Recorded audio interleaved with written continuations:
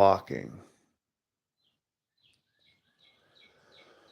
When I realized that I could see the future, the patterns beneath reality made themselves apparent. And to realize I could see the future, I needed to realize that I could see myself in the past. So I looked the other way, started going in circles, found myself in the future, and realized that I could see the entities beneath reality by using this method.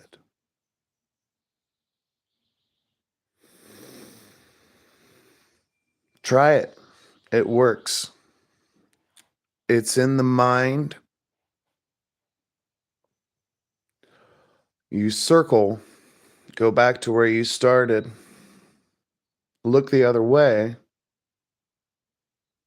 and you'll start to see if you follow along.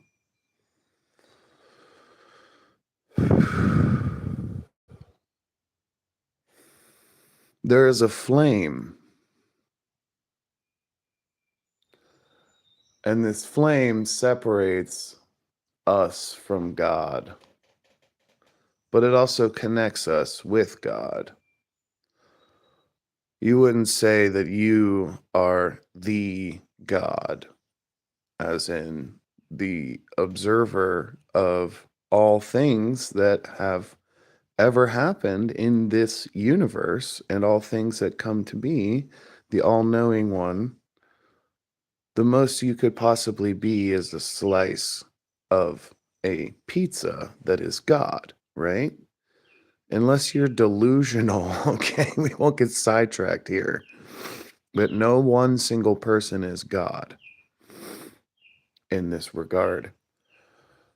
So we are separate by this flame, you know. But the thing is, we influence the flame, we look into it, and we receive messages from outside of ourselves, you know.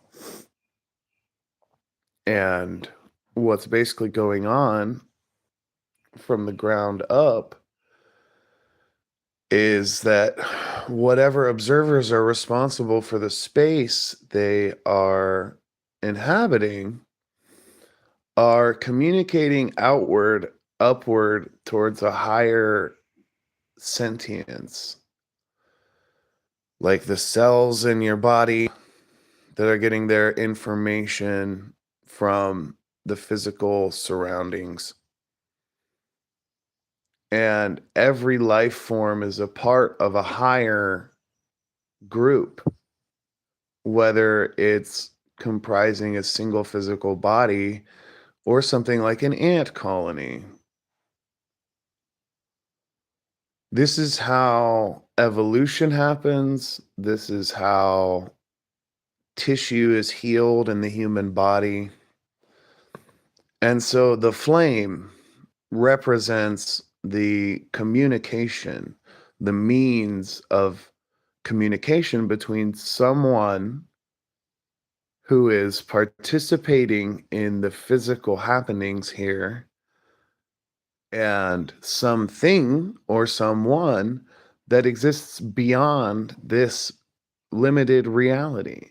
And that's not to insinuate that people don't, in their soul or in their essence or in their observatory power. But the thing is, whatever you're responsible for is a cog to a greater purpose.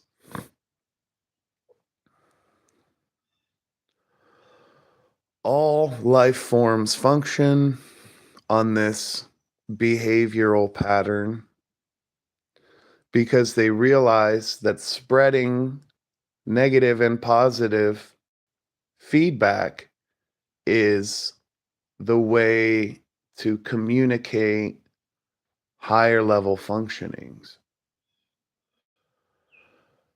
So I might have gone too far into it with that phrasing. But the point, if you're understanding what I'm saying, is that observation, being aware, being awake, looking at shit, realizing that this is happening, becoming aware is the tool by which change happens, by which the universe looks upon itself and comes up with positive and negative feedback. And so every single life form has a job to do for this grand purpose, from single celled organisms all the way up to people, aliens, or whatever. You know what I'm saying? You wouldn't be a part of this world if you didn't have a function. So, literally, if you think back to what I said in the beginning, this mind meditation, it's all about the Fibonacci sequence, right? How does the Fibonacci sequence work? Well, yeah, it goes, 1, 1, 2, 3, 5, 8, or whatever. But the way it actually is working is that it's taking its previous step and adding to it. You know what I'm saying? So once you make that first move, you're no longer where you were. Therefore, you can now look back upon it. And so this is the functioning of realizing that there's a way to communicate with yourself beyond, writing stuff down. And it's mental communication, so it doesn't have to abide to the laws of physics in the same way that verbal communication does.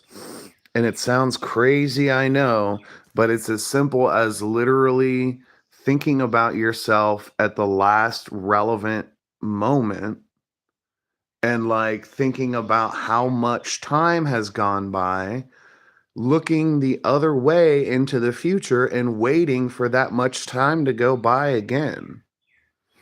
If you want to try to disprove that it's possible, first start by trying the experiment that I just mentioned, because, you know, I'm sure even skeptics can come to the conclusion that things exist outside of space and time.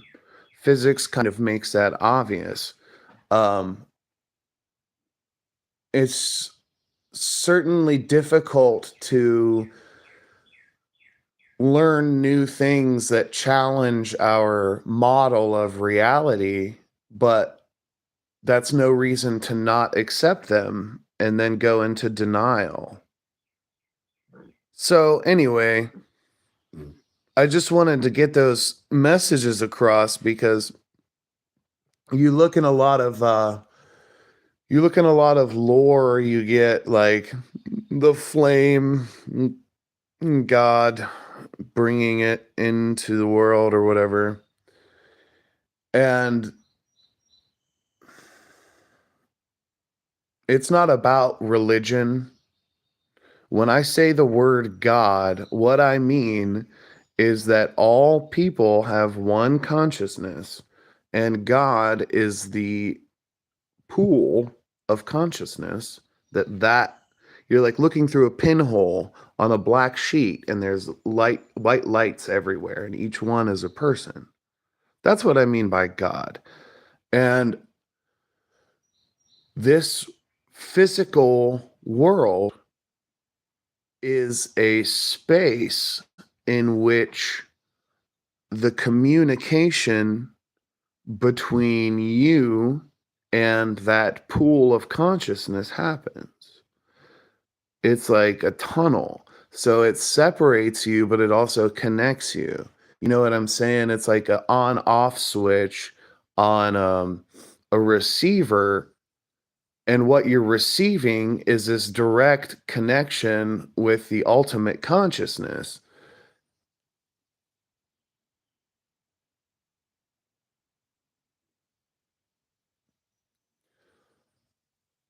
So in phase on, you're getting the message. In phase off, it's, just you and the physical world, because you can't deny the existence of the physical world due to the fact that we die. That is the deepest reality. I mean, you could say I could drop an apple and it'll fall, and yeah, that's pretty much the same thing. But the fact that we die proves that the physical world exists.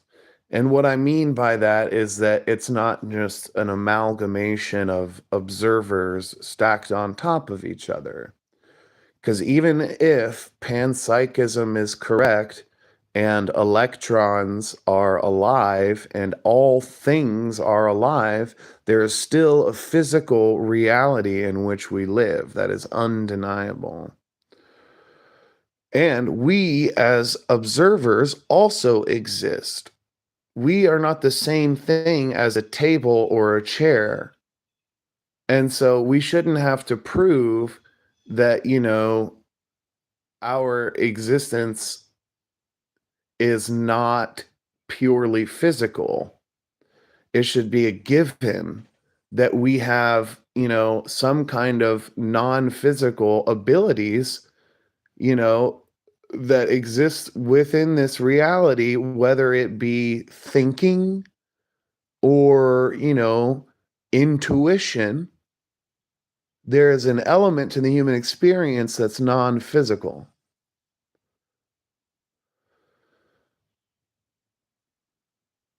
And that element has a relationship with the physical element. This is how you see angels and stuff influencing reality. It's like there is no disconnection. Maybe an on off switch is not the best metaphor, but it's like we are only as separate from God as the physical body is separate from the air around it. Technically separate, but one and the same. You know what I mean?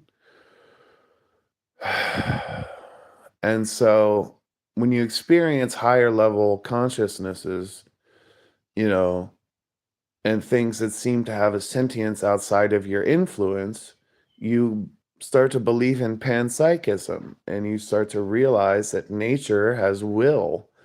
Obviously, I mean, that's like a textbook factoid that most people just brush over.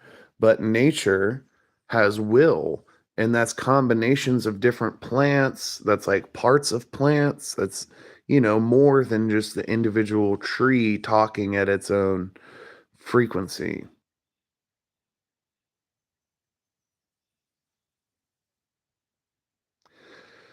These are irrefutable facts.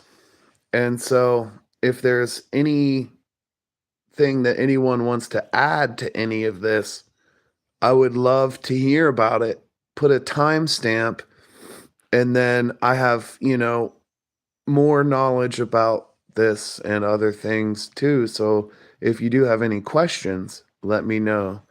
But yeah, no, I wanted to go live because I knew I was going to have a lot to say, and I don't have much storage on my phone because I've been looking at too many videos of myself talking.